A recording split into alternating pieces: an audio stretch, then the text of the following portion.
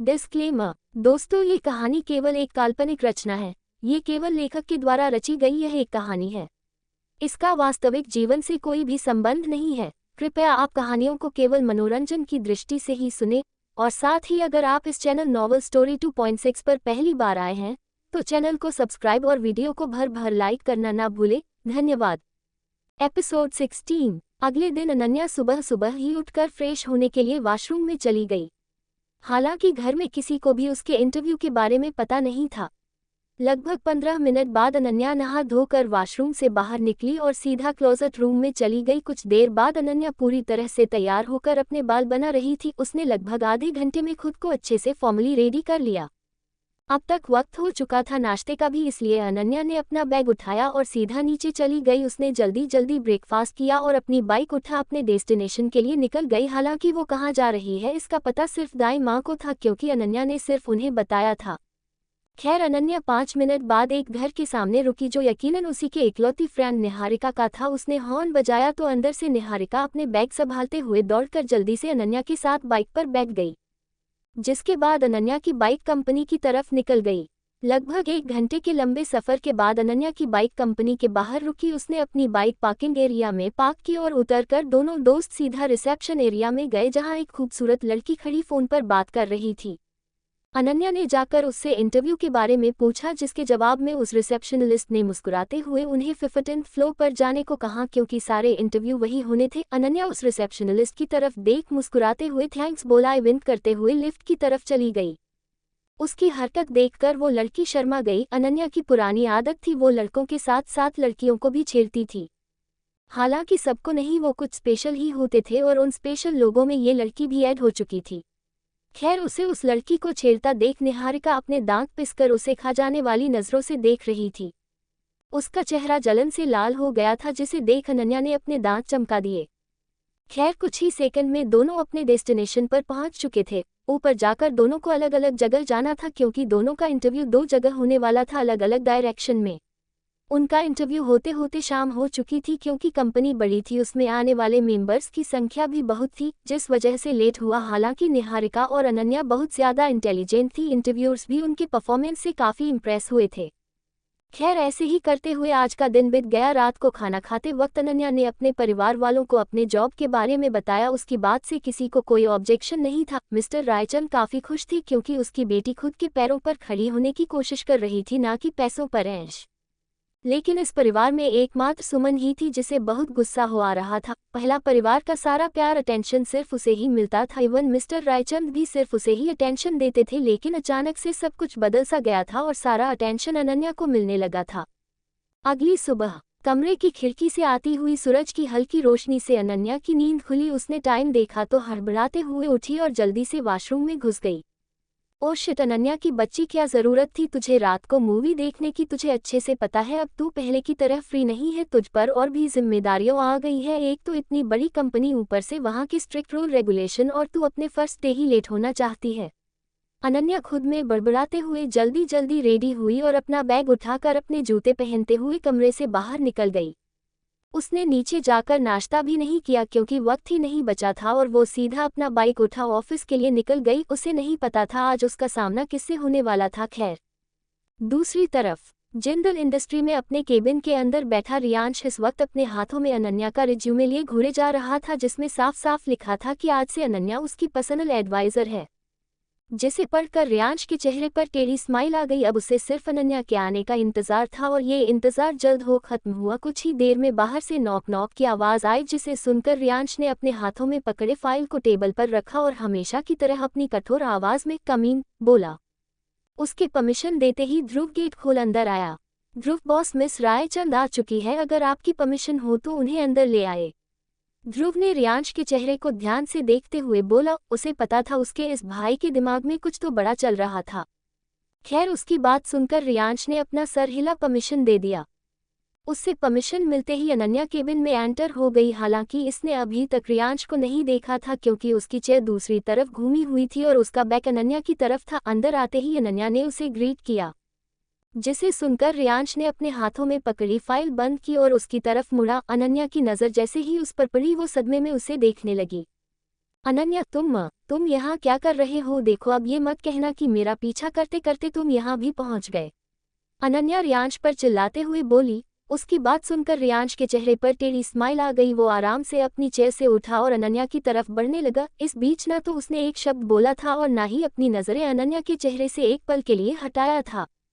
वही उसे खुद की तरफ बढ़ता देख अनन्या की धड़कने की तेज हो गई। वो अपने कदम लगातार पीछे लेती जा रही थी और एक समय ऐसा आया जब पीछे जाने की जगह ही नहीं बची थी। अनन्या अपना पीठ दरवाजे से लगाए रियांश को देख रही थी, जो अपनी आंखों में उसके लिए नशा लिया पलक देखे जा रहा था। वो धीरे धीरे अनन्या की तरफ झुकने लगा।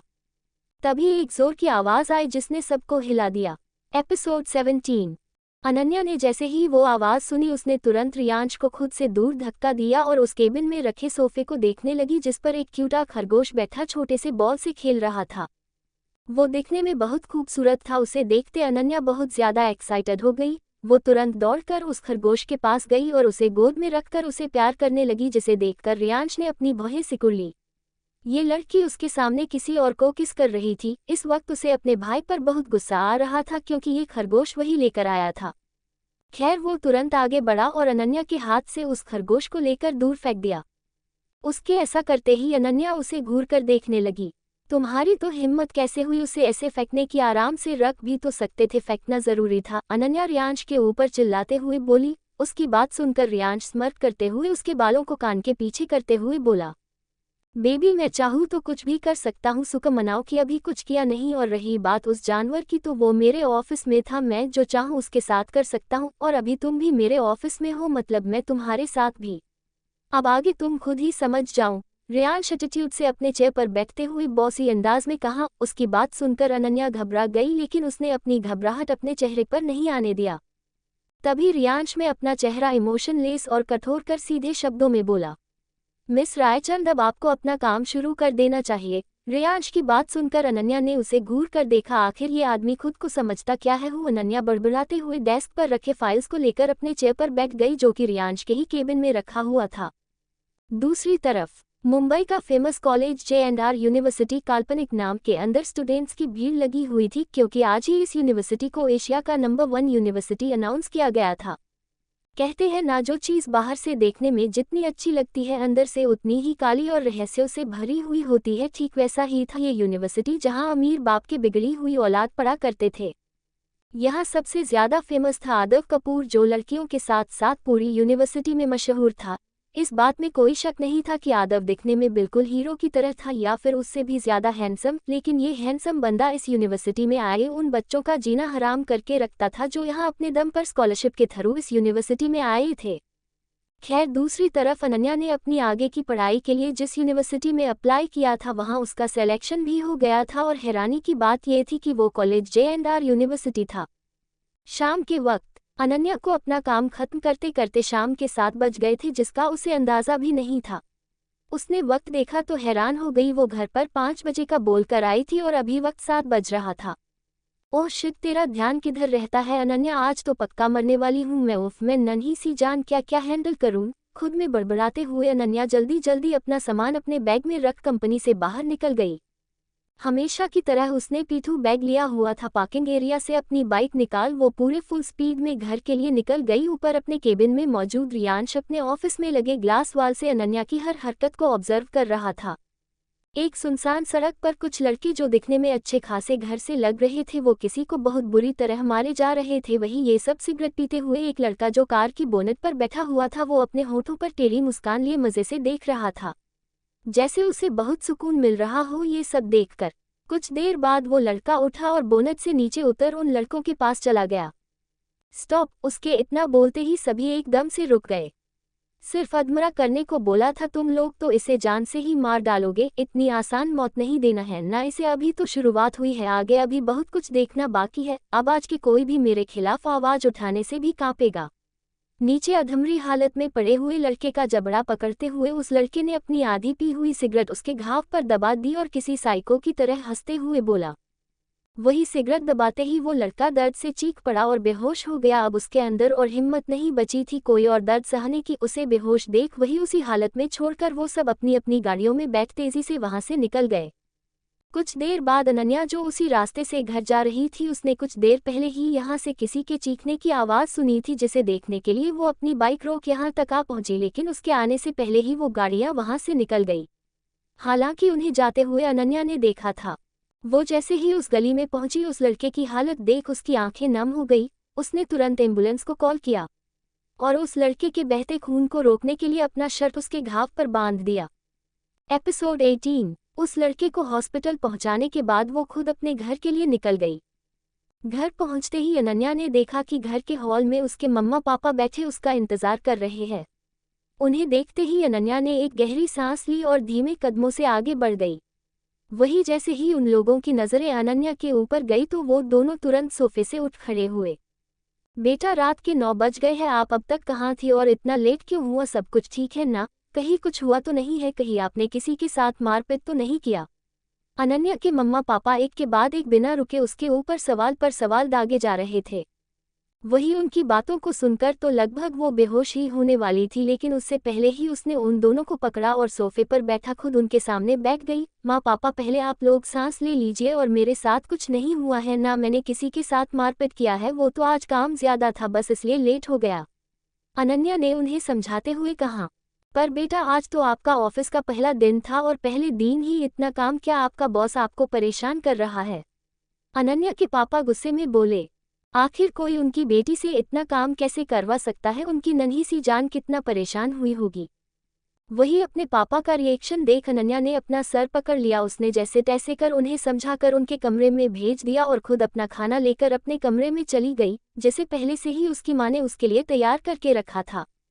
अगले दिन आज अनन्या पहली बार अपने नए कॉलेज जाने वाली थी। वो जल्दी जल्दी रेडी हुई और अपना बैग उठा अपने मम्मा पापा को बाय बोल घर से बाहर निकल है। उसने रास्ते में से ही निहारिका को पिक किया और दोनों दोस्त साथ में कॉलेज की तरफ निकल गई। हालांकि उन दोनों ने पहले से ही कॉलेज के बारे में बहुत सी अफवाहें सुन रखी थी, वहाँ के स्टूडेंट्स के बारे में, और सबसे ज़रूरी वहाँ के आमिर स्टूडेंट्स जो अपने आगे किसी भी बच्चे का करियर नहीं बनने देते। खैर, इससे उन्हें कोई मतलब नहीं था, वो अपने काम से काम रखने वाली थी, लेकिन तब तक जब तक वो सब उनके रास्ते में ना आए, क्योंकि उसके बाद तो अनन्या अपने आप की भी नहीं सुनती। अनन्या और निहारिका जैसे ही कॉलेज पहुंची, उन्होंने देखा कि सभी स्टूडेंट्स कॉलेज कैंपस की तरफ भागते हुए जा रहे हैं, जिसे देख अनन्या ने तो इग्नोर कर दिया, लेकिन निहारिका उसके अंदर तो चूल मच गई थी ये जानने की आखिर सब उधर क्यों जा रहे हैं।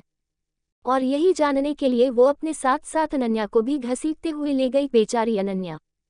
कैंपस में कुछ लड़के जो कैंपस के बीच खड़े जोर जोर से हंस रहे थे, उनके साथ 2 लड़कियां भी मौजूद थी। नीचे ग्राउंड पर एक लड़का बहुत बुरी हालत में पड़ा हुआ था और अभी भी 2-3 लड़के मिलकर उसे मारे जा रहे थे।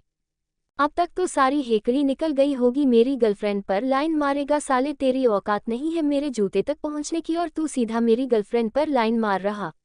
एक लड़का उस लड़के के बालों को पकड़ते हुए बोला।